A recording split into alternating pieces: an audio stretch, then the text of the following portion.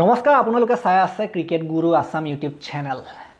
ICC champions ট্ৰফিৰ এটা বিশেষ পুৰস্কাৰ হৈছে গোল্ডেন বল সোণৰ বল আটাইতকৈ বেছি যি আইসিসি চেম্পিয়ন্স ট্ৰফিৰ গোটেই টুৰ্নামেণ্টত উইকেট ল'বলৈ সক্ষম হয় তেখেতক এইটো পুৰস্কাৰ প্ৰদান কৰা হয় এইবাৰ কোনে এই বঁটাটো লাভ কৰিব এই পুৰস্কাৰটো লাভ কৰিব 2025 সংস্কৰণত কোনে এই বঁটাটো লাভ কৰিব আমি দেখিবলৈ পাইছিলো ইয়াৰ আগৰবাৰ 2013ত যেতিয়া ইণ্ডিয়াই আইসিসি চেম্পিয়ন্স ট্ৰফি জিকিছিলে তেতিয়া সৰ্বাধিক উইকেটৰ সৈতে ৰবীন্দ্ৰ জাদেজাই সেইটো লাভ কৰিছিলে গোল্ডেন বল লাভ কৰিছিলে তাৰ পাছত আমি দেখিছিলো যে 2017 চনত যেতিয়া চেম্পিয়ন্স ট্ৰফি হৈছিলে তেতিয়া তাত হছন আলী পাকিস্তানৰ হছন আলী তেখেতে লাভ কৰিছিলে গোল্ডেন বল হছন আলী আজিকালি মানুহজন নাইকিয়া হোৱা নিচিনা হৈ গ'ল ক্ৰিকেটৰ পৰা কোট আছে আপোনালোকে যদি জানে কমেন্ট কৰি জনাব কোট গ'ল হছন আলী বাৰু সেইটো বাৰু পাছৰ কথা 2025 চনৰ চেম্পিয়ন্স ট্ৰফিত কোনে সৰ্বাধিক উইকেট লৈ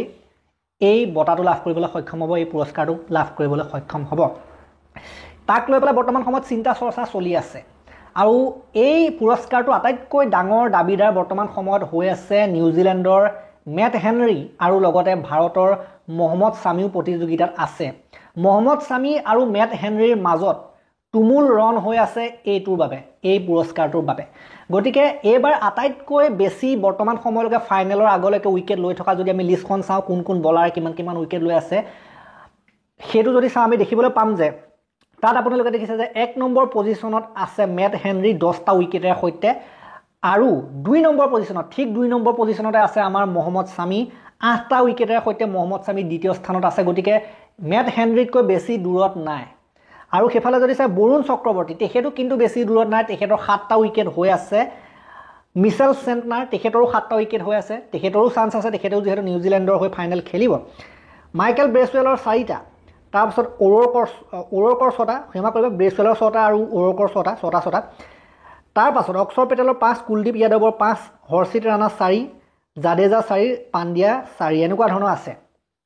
গতিকে আটাইতকৈ বৰ্তমান সময়ত ডাঙৰ দাবীদাৰ বৰ্তমান সময়লৈকে আটাইতকৈ বেছি চান্স মেট হেনৰিৰ আছে নিচিনাই লাগিছে 10টা উইকেট লৈ 1 নম্বৰত আছে 2 নম্বৰত মহম্মদ সামি গতিকে মহম্মদ সামিয়ে যদি এইখন মেচত যিখন সাধাৰণতে মেচ হ'ব ফাইনেল মেচ হ'ব তাত মহম্মদ সামিয়ে মেট হেনৰিক পিছ পেলোৱাৰ কিন্তু সম্পূৰ্ণ সুযোগ থাকিব কাৰণ 8 আৰু 10 হেফালে গতিকে মহম্মদ সামিয়ে যদি 4টা 5টা উইকেট ল'ব পাৰে তেতিয়া কিবা এটা হ'বগৈ পাৰে হেফালে তেখেতেও সেইটো দখল কৰাৰ সম্ভাৱনা আছে আৰু মেট হেনৰিৰ ক্ষেত্ৰতো কিন্তু পূৰ্ণ সম্ভাৱনা আছে গতিকে ফাইনেলখনত মেট হেনৰি আৰু মহম্মদ সামি এই দুইজনৰ মাজত এই যিটো গোল্ডেন বল আছে এইটোৰ কাৰণে বেলেগ এখন সাধাৰণতে কন্টেষ্ট চলিব বৰুণ চক্ৰৱৰ্তীৰ চান্স থাকিব 7টা উইকেট আৰু হেফালে 10টা উইকেটৰ মাজতো বেছি পাৰ্থক্য নাই তেখেতেও যদি 5টা মান উইকেট লৈ লয় নিজৰ ফালৰ পৰা সেই নিউজিলেণ্ডৰ লগত আগৰখন খেলত যেনেকৈ কৰিছিল তেনেকুৱা কৰিলে কিন্তু তেখেতৰ চান্স নথকা নহয় বাকি যি কি নহওক মেইন আটাইতকৈ বেছি চান্স হেনৰি আৰু সামি এই দুইজনৰে আছে গতিকে আপোনালোকে কি ভাবে কোনে পাব এইবাৰৰ গোল্ডেন বল সেইজন মেট হেনৰি হ'ব সেইজন মহম্মদ সামি হ'ব নে নাই বৰুণ চক্ৰৱৰ্তী হ'ব নে নাই বেলেগ কোনোবা হ'ব আপোনালোকে কমেন্টত জনাবলৈ নাপাহৰিব কমেন্ট কৰিব আপোনালোকে আৰু এই ভিডিঅটো মই ইমানতে সমাপ্ত কৰিম গোল্ডেন বেট আটাইতকৈ বেছি ৰান কৰাজনক দিয়া হয় তাৰ ওপৰত আমি আজি এটা অলৰেডি ইয়াৰ আগৰ ভিডিঅটোত আমি আলোচনা কৰিছো তাৰ বিষয়ে হেতু চোৱা নাই যদি আপোনালোকে চাব আৰু এটো আমি আলোচনা কৰি দিলো ভাৰত নিউজিলেণ্ড খেলখনৰ আগতীয়া প্ৰিভিউ হেতু মই দিম বেছি সময় নাই হেতু লৈ আহি আছো কিছু সময়ৰ পাছত তাৰ ওপৰত মই ভিডিঅ আনি আছো যিখন ফাইনেল খেল তাৰ ওপৰত প্ৰিভিউ আহিব গতিকে হেতুৱে মেইন ভিডিঅ হেতু কাৰণে হয়তো